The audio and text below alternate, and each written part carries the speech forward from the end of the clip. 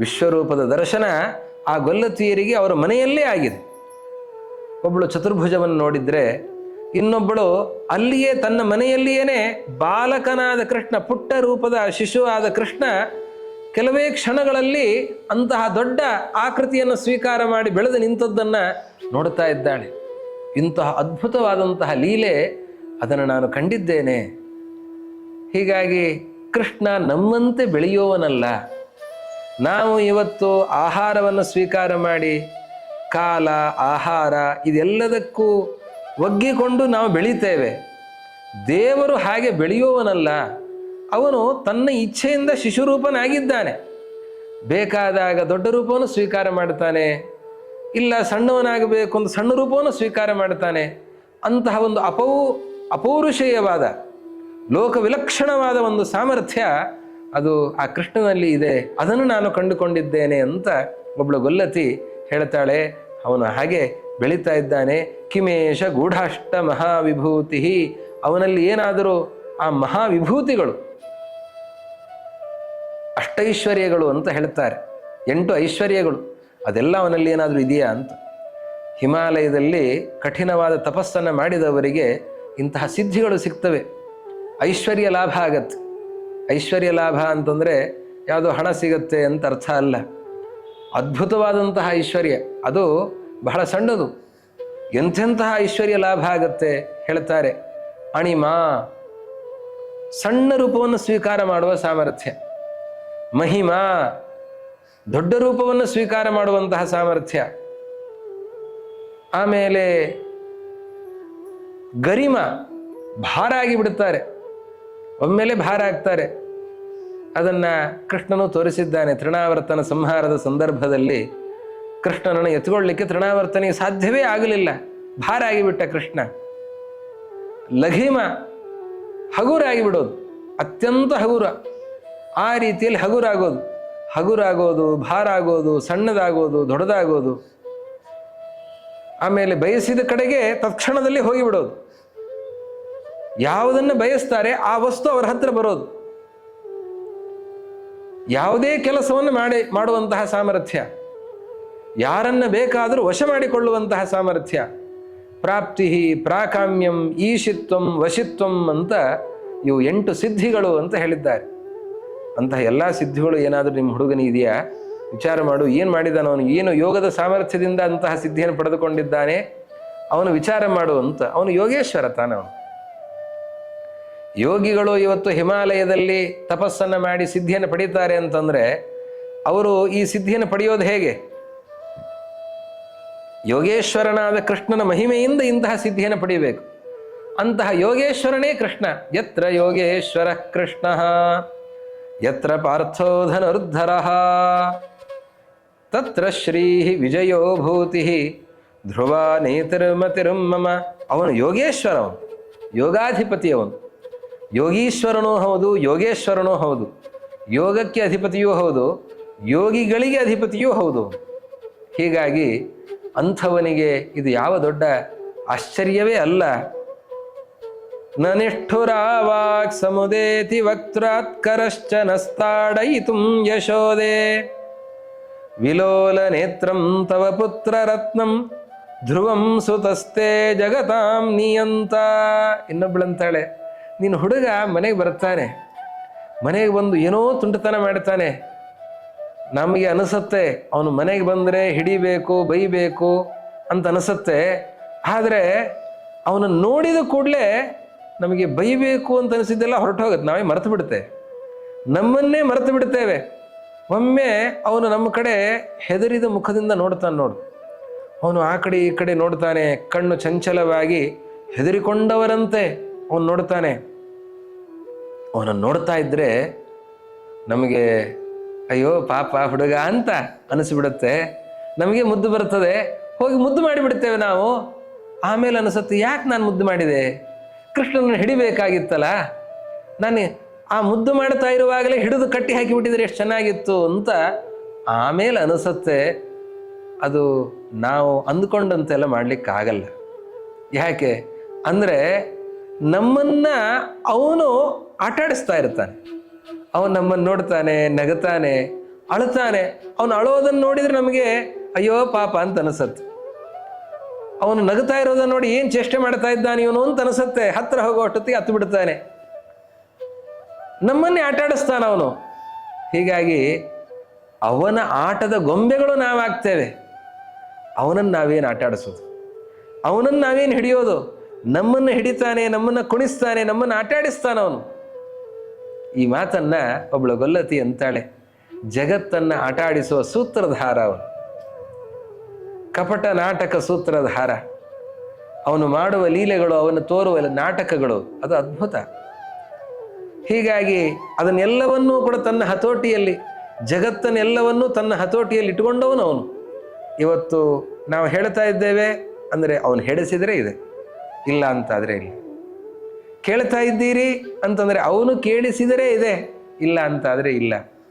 ಹೀಗಾಗಿ ಜಗತ್ತಿನ ಎಲ್ಲ ವ್ಯಾಪಾರಗಳು, ನೋಡೋದು, ಕೇಳೋದು, ಮಾತಾಡೋದು, ತಿನ್ನೋದು, ಮಲಗೋದು, ಎಲ್ಲ ವ್ಯಾಪಾರಗಳು ಕೂಡ ಅವನ ಅಧೀನ. ನಾವು ಮಾಡ್ತೇವೆ ಅಂತ ಹೊರಟ್ರೆ ನಾವು ವಿಫಲರಾಗ್ತೇವೆ. ಅವನು ಮಾಡಿಸ್ತಾನೆ ಅಂತ ನಾವು ಚಿಂತನೆ ಬಂದರೆ ಆವಾಗ ನಾವು ಸಫಲರಾಗ್ತೇವೆ. ಇದನ್ನು ನಾನು ಅನುಭವಿಸಿದೆ. ಗೊಲ್ಲತಿ ಅಂತಾಳೆ, ನನ್ನನ್ನು ಕೃಷ್ಣ ಆಟಾಡಿಸೋದನ್ನು ನಾನು ಅನುಭವಿಸಿದೆ. ನಾನು ಕೃಷ್ಣ ಮನೆಗೆ ಬರ್ತಾನೆ, ಅವನನ್ನು ಹಿಡಿಬೇಕು ಅಂತ ನಾನು ಅಂದ್ಕೊಂಡೆ. ಆದರೆ ಸತ್ಯ ಸಂಕಲ್ಪ ಏಕೋ ವರೆಣ್ಯ ವಶಿ. ಸತ್ಯ ಸಂಕಲ್ಪ ಅವನು ಹೊರತಾಗಿ ನಾವಲ್ಲ. ಅವನು ಹಿಡಿಬೇಕು ಅಂತ ನಮಗನ್ನಿಸ್ತು, ಇವಳನ್ನು ಆಟಾಡಿಸ್ಬೇಕು ಅಂತ ಅವನಿಗನ್ನಿಸ್ತು. ನನ್ನನ್ನು ಅವನೇ ಆಟಾಡಿಸಿದ. ಆ ರೀತಿಯಲ್ಲಿ ಕೃಷ್ಣ ತನ್ನ ಲೀಲೆಯನ್ನು ತೋರ್ತಾನೆ. ಅದನ್ನೆಲ್ಲ ನೋಡಿ ಅವರು ಆನಂದ ಪಡ್ತಾ ಇದ್ದಾರೆ. ಬತಾಂಧಕಾರಾರ್ಪಿತ ದಧ್ಯಮತ್ರಂ ಅಪಿ ಸ್ವಭಾಸ್ವನ್ನಯನ ಅಂತಲಕ್ಷ್ಮ್ಯ ಸಮೀಕ್ಷತೆ ಲೋಚನಯೋ ಕಿಮೇಶ ಬಿಭರ್ತಿ ಬಾಲಸ್ತವ ಪುಷ್ಪವಂತೌ. ಒಬ್ಬಳ ಮನೆಗೆ ಕೃಷ್ಣ ಬರ್ತಾನೆ. ಅವಳು ಕತ್ತಲು ಕೋಣೆಯಲ್ಲಿ ಹಾಲು ಮೊಸರು ಬೆಣ್ಣೆಗಳನ್ನೆಲ್ಲವನ್ನು ಕೂಡ ಬಚ್ಚಿಟ್ಟಿದ್ದಾಳೆ. ಮನೆಯಲ್ಲೆಲ್ಲ ನೋಡಬೇಕು ಕೃಷ್ಣ, ಎಲ್ಲಿಯೂ ಕೂಡ ಹಾಲು ಮೊಸರು ಬೆಣ್ಣೆ ಕಾಣಿಸೋದಿಲ್ಲ. ಕೃಷ್ಣ ಹಾಗೆ ಹೊರಟು ಹೋಗ್ತಾನೆ ಅಂತ ಅವಳ ಭಾವನೆ. ಆದರೆ ಕೃಷ್ಣ ಬಂದವನು ಎಲ್ಲೂ ಹುಡುಕ್ಲೇ ಇಲ್ಲಂತ, ನೇರ ಕತ್ತಲು ಕೋಣೆಗೆ ಹೋಗಿದ್ದಾನಂತ. ಆ ಕತ್ತಲು ಕೋಣೆ ಹೇಗೆ ಅಂತಂದರೆ, ಕತ್ತಲು ಕೋಣೆಯಲ್ಲಿ ಒಂದು ಸಣ್ಣ ಕಿಂಡಿ, ಅದನ್ನು ತೆಗೆದ್ರೆ ಅಲ್ಲಿ ಸ್ವಲ್ಪ ಬೆಳಕಾಗತ್ತೆ. ಇಲ್ಲ ಅಂತಾದರೆ ಬೆಳಕಿನ ಲೇಷವೂ ಕೂಡ ಅಲ್ಲಿಗೆ ಬರೋದಿಲ್ಲ. ಎಲ್ಲಿದೂ ಕೂಡ ಒಂದು ಸಣ್ಣ ಬೆಳಕು ಕೂಡ ಅಲ್ಲಿಗೆ ಬರಲಿಕ್ಕೆ ಸಾಧ್ಯ ಇಲ್ಲ. ಅಂತಹ ಒಂದು ಕತ್ತಲು ಕೋಣೆ. ಆ ಕೋಣೆ ಒಳಗೆ ನಿನ್ನ ಮಗ ಹೋದ. ಎಲ್ಲಿ ಎಡುವಲಿಲ್ಲ. ಯಾವ ಪಾತ್ರೆಗೆ ಅವನು ಹಾಲನ್ನು ಪಾತ್ರೆನ ಎತ್ತಿ ಹಾಗೇ ಕುಡಿದ. ಬೆಣ್ಣೆಯ ಒಳಗೆ ಕೈ ಹಾಕಿ ಅದನ್ನು ಹಾಗೇ ತಿಂದ. ಅದು ಹಾಲಿನೊಳಗೆ ಕೈ ಎದ್ದಿದ, ಬೆಣ್ಣೆಯನ್ನು ಕುಡಿದ ಅಂತ ಅಲ್ಲ. ಯಾವುದನ್ನು ಯಾವ ರೀತಿಯಲ್ಲಿ ಸ್ವೀಕಾರ ಮಾಡಬೇಕೋ ಅದೇ ರೀತಿಯಲ್ಲಿ ಸ್ವೀಕಾರ ಮಾಡ್ತಾ ಇದ್ದಾನೆ. ಅವನಿಗೆ ಯಾವ ಗೊಂದಲ ಮತ್ತೊಂದು ಯಾವುದೂ ಕೂಡ ಇಲ್ಲ. ಅದನ್ನು ನೋಡಿದರೆ ನನಗನ್ನಿಸ್ತು, ನಾನೇನು ದೀಪ ಹಚ್ಚಿದ್ದೇನೆ, ನನಗೆ ಕಾಣಿಸ್ತಾ ಇಲ್ಲ. ಆದರೆ ಅವನಿಗೆಲ್ಲವೂ ಕೂಡ ಕಾಣಿಸ್ತಾ ಇದೆ. ನನಗೆ ಇನ್ನೂ ಒಂದು ಆಶ್ಚರ್ಯ ಆದದ್ದು, ಆ ಕೃಷ್ಣ ಬಂದಲ್ಲ, ಆ ಕೃಷ್ಣ ಬಂದದ್ದು, ಆ ಕತ್ತಲು ಕೋಣೆ ಒಳಗಡೆ ಹೋದದ್ದು, ಅದು ಬಿಸಿಲಿನಿಂದ ಬಂದಾಗ ಬಿಸಿಲಿನಿಂದ ಮನೆ ಒಳಗಿದ್ದವರಿಗೆ ಸ್ವಲ್ಪ ಕಾಣುತ್ತೆ. ಹೊರಗಡೆಯಿಂದ ಬಿಸಿಲಿನಿಂದ ಬಂದವರಿಗೆ ಏನೂ ಕಾಣಿಸೋದಿಲ್ಲ. ಬೆಳಕಿದ್ದ ಸ್ಥಳದಲ್ಲೇ ಕಾಣೋದಿಲ್ಲ. ಇನ್ನು ಕತ್ತಲು ಕೋಣೆಯಲ್ಲಿ ಏನು ಕಾಣಲಿಕ್ಕೆ ಸಾಧ್ಯ? ಆ ಕತ್ತಲು ಕೋಣೆ ನನಗೆ ಕಾಣಿಸ್ತಾ ಇಲ್ಲ. ಕೃಷ್ಣ ಒಳಗೆ ಹೋಗ್ತಾ ಇದ್ದಾನೆ. ಬಿಸಿಲಿನಿಂದ ಬಂದಂತಹ ಕೃಷ್ಣ ಅಲ್ಲಿ ಒಳಗಡೆ ಹೋಗ್ತಾನೆ, ಅಲ್ಲಿ ಎಲ್ಲವನ್ನು ತಗೊಳ್ತಾನೆ. ಆ ಕೃಷ್ಣನ ಬೆಳಕಿನಲ್ಲಿ ನನಗೆ ಆ ವಸ್ತುಗಳು ಕಾಣಿಸ್ತಾ ಇವೆ. ನನಗೆ ಆಶ್ಚರ್ಯ ಆಯಿತು. ಅವನ ಕಣ್ಣಿನಲ್ಲಿ ಸೂರ್ಯಚಂದ್ರರೇನಾದರೂ ಇದ್ದಾರಾ?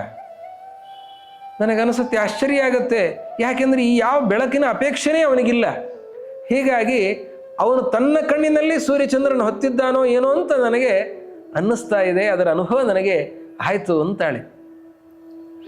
ಕಣ್ಣಿನಿಂದಲೇ ಸೂರ್ಯಚಂದ್ರನ ಉತ್ಪತ್ತಿ ಆಗುತ್ತೆ. ದೇವರ ಒಂದೊಂದು ಅವಯವಗಳಿಂದ ದೇವತೆಗಳ ಸೃಷ್ಟಿಯಾಗತ್ತೆ. ಮುಖಾದಿಂದ್ರಶ್ಚ ಅಗ್ನಿಶ್ಚ ಪ್ರಾಣಾದ್ವಾಯು ಅಜಾಯತ. ಮುಖದಿಂದ ಇಂದ್ರಾಗ್ನಿಯರ ಉತ್ಪತ್ತಿ, ಪ್ರಾಣದಿಂದ ವಾಯುವಿನ ಉತ್ಪತ್ತಿ, ಹೀಗೆ ಒಂದೊಂದು ಅವಯವಗಳಿಂದ ಉತ್ಪತ್ತಿಯನ್ನು ಮಾಡ್ತಾ ಕೃಷ್ಣ ದೇವರು ಕಣ್ಣಿನಿಂದ ಸೂರ್ಯಚಂದ್ರನ ಉತ್ಪತ್ತಿಯನ್ನು ಮಾಡಿದ್ದಾನೆ, ಉತ್ಪಾದನೆಯನ್ನು ಮಾಡಿದ್ದಾನೆ. ಹೀಗಾಗಿ ಸೂರ್ಯಚಂದ್ರರು ಹುಟ್ಟಿದ್ದೇ ಆ ನಾರಾಯಣನ ಕಣ್ಣಿನಿಂದ. ಅವನು ಬೇರೆ ಅಲ್ಲ, ಇವನು ಬೇರೆ ಅಲ್ಲ. ಇವನ ಕಣ್ಣಿನಲ್ಲೇ ಸೂರ್ಯಚಂದ್ರರು ನೆಲೆಸಿದ್ದಾರೆ. ಹೀಗಾಗಿ ಅವನಿಗೆ ಯಾವ ಬೆಳಕಿನ ಅಪೇಕ್ಷೆ ಇದೆ? ಸೂರ್ಯಚಂದ್ರರಿಗೆ ಬೆಳಕನ್ನು ಕೊಡುವವನೇ ಇವನು. ತಸ್ಯ ಭಾಸಾ ಸರ್ವಮಿದಂ ವಿಭಾತಿ. ಅವನ ಬೆಳಕಿನಿಂದ ಇವರು ಬೆಳಗುತ್ತಾ ಇದ್ದಾರೆ. ಜಗತ್ತಿಗೆ ಬೆಳಕು ಸಿಗುತ್ತಾ ಇದೆ ಅಂದರೆ ಸೂರ್ಯನಿಂದ. ಸೂರ್ಯನಿಗೆ ಬೆಳಕು ಕೊಟ್ಟವರು ಯಾರು? ಸೂರ್ಯನಿಗೆ ಬೆಳಕು ಕೊಟ್ಟವನು ಆ ಪರಮ ಪುರುಷ, ಆ ನಾರಾಯಣ. ಆ ನಾರಾಯಣನೇ ಈ ಶ್ರೀಕೃಷ್ಣ. ಹೀಗಾಗಿ ಅವನಿಗೆ ಬೆಳಕಿನ ಅಪೇಕ್ಷೆ ಎಲ್ಲಿದೆ? ಅವನು ಸ್ವತಃ ಪ್ರಕಾಶ ರೂಪನಾಗಿದ್ದಾನೆ ಅನ್ನೋದನ್ನು ಒಬ್ಬಳು ಕಂಡುಕೊಂಡಿದ್ದಾಳೆ. ಇನ್ನೊಬ್ಬಳಂತಾಳೆ, ಮಂತ್ರಾತ್ಮ ಸಕವಾಟಮಾಶ ವಿವೃತಂ ಕರ್ತುಂ ಸಮರ್ಥೋ ವೃಥಾ ಬಂಧಂ ನಿತ್ಯ ವಿಮುಕ್ತಿದೋ ರಚಯಿತುಂ ವಿಶ್ವಂಭರೋಯಂ ಜಗತ್ ವಕ್ತ್ರೇ ದರ್ಶಯಿತುಂ ಕಠೋರ ವಚಸಾಂ ವಿಸ್ಮಾಪನಂ ಕರ್ಹಿಚಿತ್ ಬದ್ಧಃ ಪಾಠಯಿತುಂಚ ತದ್ವಿಟಪಿನೋ ಕಿಂದೇವಿ ಕುರ್ಮೋ ವಯಂ. ಕೃಷ್ಣ ನಮ್ಮ ಮನೆಗೆ ಬರ್ತಾನೆ ಅಂತನ್ನುವಾಗ ನಾನೊಂದು ಉಪಾಯವನ್ನು ಮಾಡಿದ್ದೆ. ಒಬ್ಬಳು ಗೊಲ್ಲತ್ತಿ ಹೇಳ್ತಾಳೆ, ನಾನು ನಮ್ಮ ಮನೆಗೆ ಬಾಗಿಲು ಹಾಕಿ ಕೊಂಡಿ ಹಾಕಿ ಬೀಗವನ್ನು ಜಡಿದು ಪಕ್ಕದಲ್ಲಿ ಒಂದು ಕೋಣೆ ಇತ್ತು. ನಮ್ಮ ಮನೆಯ ಹೊರಗೆ ಒಂದು ಕೋಣೆ. ಆ ಕೋಣೆ ಒಳಗಡೆ ನಾನು ಬಚ್ಚಿಟ್ಟುಕೊಂಡು ನಿಂತ್ಕೊಂಡಿದ್ದೆ. ಕೃಷ್ಣ ಬರ್ತಾನೆ, ಮನೆಯನ್ನು ನೋಡ್ತಾನೆ, ಬೀಗ ಇರೋದನ್ನು ನೋಡ್ತಾನೆ, ಹಾಗೆ ಹೊರಟು ಹೋಗ್ತಾನೆ ಅಂತ ಆ ಭಾವನೆಯಲ್ಲಿ ನಾನು ಪಕ್ಕದ ಕೋಣೆಯಲ್ಲಿ ನಿಂತ್ಕೊಂಡಿದ್ದೆ. ನೋಡ್ತಾ ಇದ್ದೆ, ಕೃಷ್ಣ ಬಂದೇ ಬಿಟ್ಟ. ಕೃಷ್ಣ ಬಂದ ಅಂತ ನಾನು ನೋಡ್ತಾ ಇರುವಾಗ ಅವನು ನೋಡ್ತಾ ಇದ್ದಂತೆ ಬೀಗ ತೆರೀತು. ಬೀಗ ತೆರೀತು ಅಂತನ್ನುವಾಗ ಚಿಲುಕವು ತೆಗೆದು ಹೋಯ್ತು. ಅವನ ಕೈಯಲ್ಲಿ ಮುಟ್ಟಲಿಲ್ಲ, ಏನೂ ಮಾಡಲಿಲ್ಲ. ಬಾಗಿಲು ತೆರೆದಿದೆ, ಬಾಗಿಲು ತೆರೀತಾ ಇದೆ. ಅವನು ಯಾವ ಮನೆಯ ಒಳಗೆ ಹೋಗ್ತಾ ಇದ್ದಾನೆ, ಬಾಗಿಲು ತೆಗಿತಾ ಇದೆ. ನಾನು ಯಾವ ಕೋಣೆಯಲ್ಲಿ ನಿಂತಿದ್ದೇನೆ ಆ ಬಾಗಿಲು ಹಾಕ್ಕೊಳ್ತಾ ಇದೆ. ಆ ಕೋಣೆಗೆ ಮನೆಗೆ ಹಾಕಿದ ಬೀಗ ಈ ಕೋಣೆಗೆ ಬಿಗಿತಾ ಇದೆ. ಇದನ್ನು ನಾನು ತೆಗಿಲಿಕ್ಕೆ ಅಂತ ಪ್ರಯತ್ನ ಮಾಡ್ತಾ ಇದ್ದರೆ ಅದು ಸಾಧ್ಯವೇ ಆಗ್ತಾ ಇಲ್ಲ. ಇರುವ ಬೀಗವನ್ನು ತೆಗೆಯುವ ಸಾಮರ್ಥ್ಯ, ಇಲ್ಲದಲ್ಲಿ ಬೀಗವನ್ನು ಹಾಕುವ ಸಾಮರ್ಥ್ಯ, ಅದು ಎಲ್ಲವೂ ಕೂಡ ಅವನಿಗಿದೆ.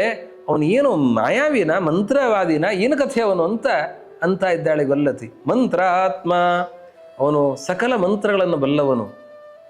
ಅವನು ಏನು ಬಯಸ್ತಾನೆ ಅದು ಸಾಧ್ಯ ಆಗ್ತಾ ಇದೆ. ಅವನು ನೋಡ್ತಾ ಇದ್ದಂತೆಯೇ ಬೀಗ ತೆರೆಯೋದು, ಬೀಗ ಹಾಕಿಕೊಳ್ಳೋದು ಎಲ್ಲವೂ ಕೂಡ ಆಗ್ತಾ ಇದೆ. ಈ ಕೃಷ್ಣನನ್ನು ನಾವು ಹೇಗೆ ನಿಯಂತ್ರಣ ಮಾಡಲಿಕ್ಕೆ ಸಾಧ್ಯ? ಅವನನ್ನು ಕಟ್ಟಿ ಹಾಕ್ಲಿಕ್ಕೆ ಸಾಧ್ಯ ಇದೆಯಾ? ಅವನನ್ನು ಬಿಡಿಸ್ಲಿಕ್ಕೆ ಸಾಧ್ಯ ಇದೆಯಾ? ಅವನು ಹಾಲು ಮೊಸರು ಬೆಣ್ಣೆಗಳನ್ನು ತಿನ್ನದಿರುವಂತೆ ನಾವು ಮಾಡಲಿಕ್ಕೆ ಸಾಧ್ಯ ಇದೆಯಾ? ಸಾಧ್ಯ ಇಲ್ಲ. ಅದಕ್ಕೆ ಅವನು ಕರ್ತುಂ ಅಕರ್ತುಂ ಅನ್ಯಥಾ ಕರ್ತುಂ ಸಮರ್ಥ. ಅವನು ಕರ್ತುಂ ಸಮರ್ಥ. ಹಾಲನ್ನು ಕುಡಿಬೇಕು, ಕುಡಿತಾನೆ. ನಮಗೆ ಕುಡಿಬೇಕು ಅಂತನೋ ಬಯಕೆ ಇದ್ರೂ ಕುಡಿಲಿಕ್ಕೆ ಆಗೋದಿಲ್ಲ. ದೇವರಿಗೆ ಹಾಗಲ್ಲ. ಅದನ್ನು ಯಾರು ತಡೆಯಲಿಕ್ಕೆ ಪ್ರಯತ್ನ ಮಾಡಿದರೂ ಕೂಡ ತನ್ನ ಪಾಲನ್ನು ತಾನು ಸ್ವೀಕಾರ ಮಾಡಬೇಕು, ಸ್ವೀಕಾರ ಮಾಡಿಯೇ ಮಾಡ್ತಾನೆ. ಅದನ್ನು ಯಾರು ತಡಿಲಿಕ್ಕೂ ಸಾಧ್ಯ ಇಲ್ಲ. ಮಾಡೋದಕ್ಕೂ ಸಮರ್ಥ, ಮಾಡದೇ ಇರೋದಕ್ಕೂ ಸಮರ್ಥ. ನಮಗೆ ನಿದ್ದೆಯನ್ನು ಮಾಡಬೇಡಿ ಅಂತ ಯಾರಾದರೂ ಹೇಳಿದರೆ ಸಾಧ್ಯ ಆಗತ್ತಾ? ಆಗೋದಿಲ್ಲ. ನಾವು ನಮ್ಮ ನಿದ್ದೆಯನ್ನು ತಡೀಲಿಕ್ಕೆ ಸಾಧ್ಯ ಆಗೋದೇ ಇಲ್ಲ. ಹಸುವೆಯನ್ನು ತಡೆಯೋದು, ನಿದ್ದೆಯನ್ನು ತಡೆಯೋದು. ಹಸುವೆಯನ್ನು ಕಷ್ಟಪಟ್ಟು ತಡೆಯಬಹುದು, ನಿದ್ದೆಯನ್ನು ಕಷ್ಟ, ಸಾಧ್ಯವೇ ಇಲ್ಲ, ತಡಿಲಿಕ್ಕಾಗೋದೇ ಇಲ್ಲ. ಹೀಗಾಗಿ ಇದನ್ನೆಲ್ಲವನ್ನೂ ಕೂಡ ನಾವು ಮಾಡದೇ ಇರಲಿಕ್ಕೂ ಸಾಧ್ಯ ಇಲ್ಲ. ಆದರೆ ದೇವರು ಮಾಡೋದಕ್ಕೂ ಸಮರ್ಥ, ಎಲ್ಲ ಕಾರ್ಯಗಳನ್ನು ಮಾಡುವುದಕ್ಕೂ ಸಮರ್ಥ, ಬೇಡ ಬಿಡೋದಕ್ಕೂ ಸಮರ್ಥ. ಅದು ಅನ್ಯಥಾ ಕರ್ತುಂ ಸಾಮರ್ಥ್ಯ. ಯಾವುದನ್ನು ಏನು ಬೇಕಾದರೂ ಮಾಡಬಲ್ಲ ಅಂತಹ ಒಂದು ಸಾಮರ್ಥ್ಯ ಅದು ಆ ಶ್ರೀಕೃಷ್ಣನಲ್ಲಿ ಇದೆ. ಅದನ್ನು ಆ ಗೊಲ್ಲತಿಯರು ಅವರು ನೋಡ್ತಾ ಇರೋದನ್ನು, ಪ್ರತಿಯೊಂದು ಮನೆಗಳಲ್ಲಿ ತಾವು ನೋಡ್ತಾ ಇರೋದನ್ನು, ಅನುಭವಿಸ್ತಾ ಇರೋದನ್ನು, ಹೀಗೆ ಒಂದಲ್ಲ ಎರಡಲ್ಲ, ಪ್ರತಿಯೊಂದು ಮನೆಯಲ್ಲಿ ಅನೇಕ ಲೀಲೆಗಳು ಅದನ್ನು ಕೃಷ್ಣ ತೋರಿಸಿದ್ದಾನೆ. ಅದನ್ನು ಅವರು ನೋಡಿದ್ದಾರೆ, ಆನಂದಿಸಿದ್ದಾರೆ, ಅನುಭವಿಸಿದ್ದಾರೆ. ಬಂದು ಯಶೋದೆಯ ಮುಂದೆ ಅದನ್ನು ಹೇಳ್ತಾ ಇದ್ದಾರೆ. ಯಶೋದೆಯೂ ಕೂಡ ಅದನ್ನು ಕೇಳಿ ಆಶ್ಚರ್ಯ ಪಡ್ತಾ ಇದ್ದಾಳೆ. ಇತಿ ಸ್ಮ ಸಂಕೀರ್ತ್ಯ ಸುರಾಧಿರಾಜಂ ವ್ರಜಸ್ತ್ರೀಯೋ ಭಾವಿ ವಿಮುಕ್ತಿ ಬೀಜಂ ವಿಲೋಲ ನೇತ್ರಂ ತಮವೇಕ್ಷ್ಯ ವಾಚಃ ಶನೈರಲಂಚಕ್ರುರನೇಕ ಭಾವಾಃ. ಅವರಿಷ್ಟೆಲ್ಲ ಹೇಳಿದರಂತೆ. ಹೀಗೆ ಹೇಳ್ತಾ ಇದ್ದರೆ ಇದೆಲ್ಲವೂ ಕೂಡ ಭಾವಿ ವಿಮುಕ್ತಿ ಬೀಜಂ ಅಂತಾರೆ ವಾದಿರಾಜರು. ಅವರು ಆಡಿದ ಒಂದೊಂದು ಮಾತೂ ಕೂಡ ಮೋಕ್ಷಕ್ಕೆ, ಮೋಕ್ಷ ಎಂಬುವ ಫಲವನ್ನು ಕೊಡೋದಕ್ಕೆ ಬೀಜವನ್ನು ಬಿತ್ತುತ್ತಾ ಇದ್ದಾರೆ ಅಂತ. ಇದೆಲ್ಲವೂ ಕೂಡ ಮೋಕ್ಷ ಎಂಬುವ ಮಹಾಫಲವನ್ನು ನೀಡುವಂತಹ ಬೀಜ. ಅವರು ಆಡೋ ಒಂದೊಂದು ಮಾತು, ಕೃಷ್ಣನ ಕುರಿತಾದ ಒಂದೊಂದು ಮಾತು. ಜಾರತ್ವವನ್ನು ಮಾಡಿದ ಪಾಪಗಳಿಗೆಲ್ಲ ಗೋಪೀಜನ ಜಾರ ಎಂದರೆ ಸಾಲದೆ, ಚೋರತ್ವವನ್ನು ಮಾಡಿದ ಪಾಪಗಳಿಗೆಲ್ಲ ನವನೀತ ಚೋರ ಎಂದರೆ ಸಾಲದೆ. ಹಾಗೆ ಹೇಳಿದರೆ ಕೃಷ್ಣ ಬೆಣ್ಣೆಯನ್ನು ಕದ್ದ ಅಂತ ಹೇಳಿದರೆ ನಮ್ಮ ಪಾಪಗಳನ್ನೆಲ್ಲ ಕದ್ದು ಬಿಡ್ತಾನೆ. ಅದು ಯಾವ ರೀತಿಯಲ್ಲಿ? ಹೀಗೆ ಅವನ ಮಹಿಮೆಗಳನ್ನು ಚಿಂತನೆ ಮಾಡ್ತಾ ಹೇಳಿದರೆ ಪಾಪಗಳನ್ನೆಲ್ಲವನ್ನು ಪರಿಹಾರ ಮಾಡುತ್ತಾನೆ. ಅವನು ಕಳ್ಳ ಅಂತಲೇ ಆಲೋಚನೆಯನ್ನು ಮಾಡಿ ದೋಷ ದೃಷ್ಟಿಯಿಂದಲೇ ಹೇಳಿದರೆ ಪಾಪಗಳು ಬರ್ತವೆ ಹೊರತಾಗಿ ಪಾಪಗಳು ಹೋಗ್ಲಿಕ್ಕೆ ಸಾಧ್ಯ ಇಲ್ಲ.